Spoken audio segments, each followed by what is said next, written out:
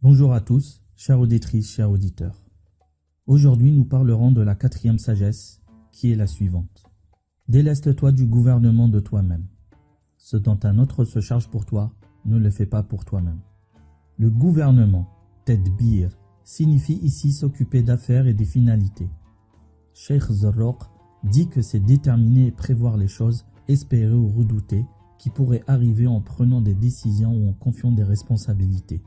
Lorsque ce désir de gouvernement est accompli en vue de l'au-delà, alors l'intention est bonne. S'il est accompli pour assouvir un besoin terrestre, alors c'est un appétit. S'il est accompli pour l'ici-bas, alors c'est un désir.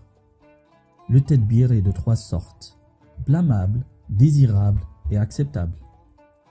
Le tedbir blâmable est celui qui s'accompagne de ténacité ou de résolution exagérée, qui soit mû par désir d'améliorer sa religion ou par désir de ce monde, car il contient un manque de bienséance envers Dieu et engendre la fatigue. C'est Dieu le vivant, le subsistant par soi, qui fait les choses.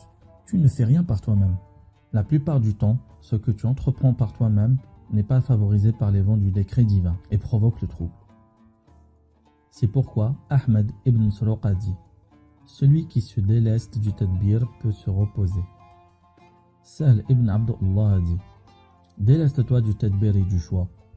Ils sèment le trouble auprès des gens et les font se soucier de leurs moyens de subsistance.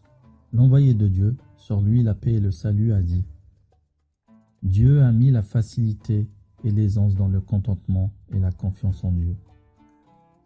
Le cheikh Shadili a dit: ne fais aucun choix en ce qui te concerne. Choisis plutôt de ne point choisir, puis renonce à ce choix, puis renonce à ce renoncement même. Remets toutes choses entre les mains de Dieu. Ton Seigneur crée ce qu'il veut et il choisit. Sourate 28, verset 68 du Coran. Il a aussi dit: si tu dois choisir, alors choisis de ne pas choisir. On dit que celui qui ne choisit pas, on choisit pour lui à sa place. Le cheikh de notre cheikh Sidi Ali a dit: l'un des attributs du saint accompli, c'est qu'il désire ce qui lui arrive de son Seigneur. Cela signifie que ses désirs procèdent tous du décret divin. Le bon tadbir, celui qui est désirable, c'est celui qui rend l'homme responsable de ses actions et de sa religion.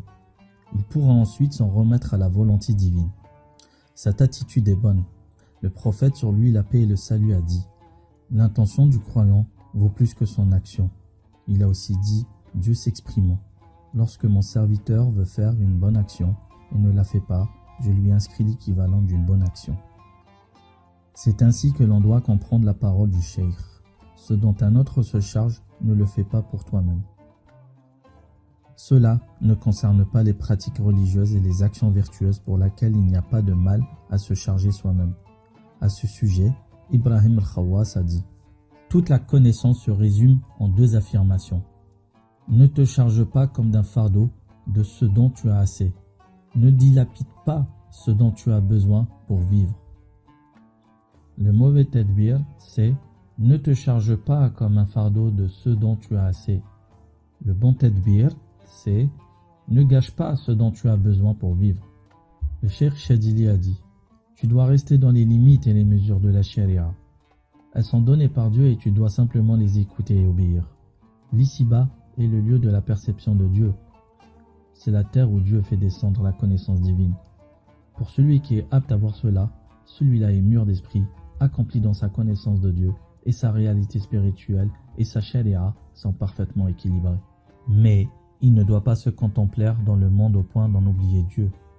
Le tadbir acceptable, c'est de gouverner les affaires du monde et ses besoins naturels, tout en abandonnant les aboutissants à la volonté et au décret de Dieu.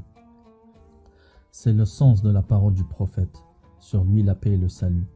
L'agir par soi est la moitié de la subsistance en ce monde, à condition de ne pas en abuser.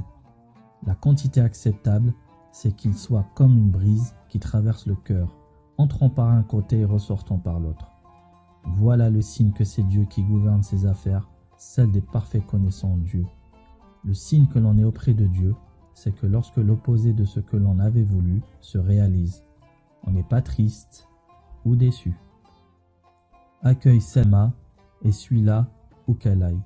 Suis les vents du destin et tourne où il tourne. Nous arrivons avec vous, chères auditrices, chers auditeurs, au terme de ce podcast sur la 4e sagesse de Sidi Ibn Ata'Allah Skandari. Qu'Allah vous bénisse et à bientôt pour un nouveau podcast et une nouvelle sagesse.